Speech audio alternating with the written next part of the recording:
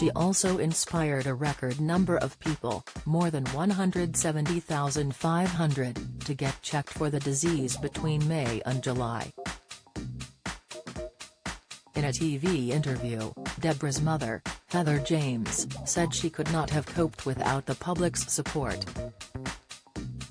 She said, "I still find that amazing, that she had the love of the people out there. That meant a lot, it's meant a lot to the family and it still does." Heather added, "I think the hardest thing was knowing she was going to die. My heartache was knowing as a mother, I couldn't do anything about that, and I think that was the hardest for me to cope with." Heather was Dame Deborah's main carer when she moved to her parents' house in Woking, Surrey, to receive end-of-life treatment. She said, "I can remember lying in bed, probably just about a week or so before she died. She was quite poorly that night and she went, 'I do love you,' and I went, 'I love you.'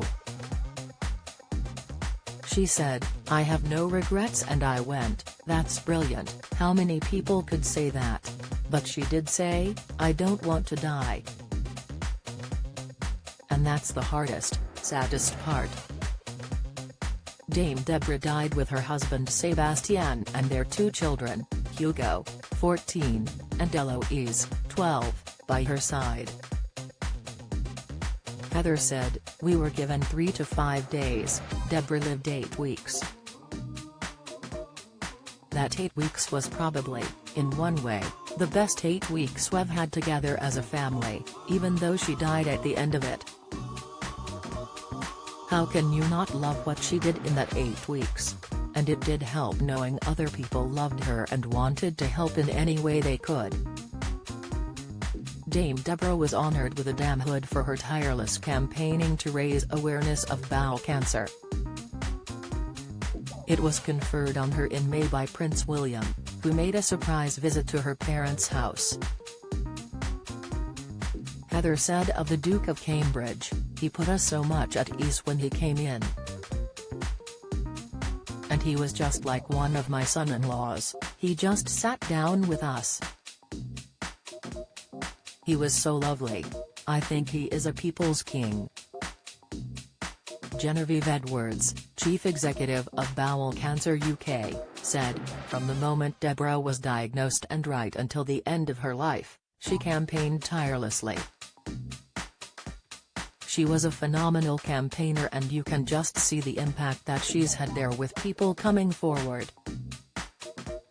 And if those thousands of people who've come forward, the majority of them probably won't have bowel cancer, but for those that do, that's life-saving."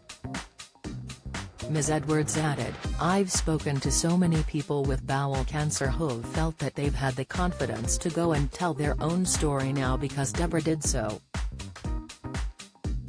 She communicated so well and connected and they felt that they've been able to go. It's all of those little conversations, like ripples in a pond, that will keep going.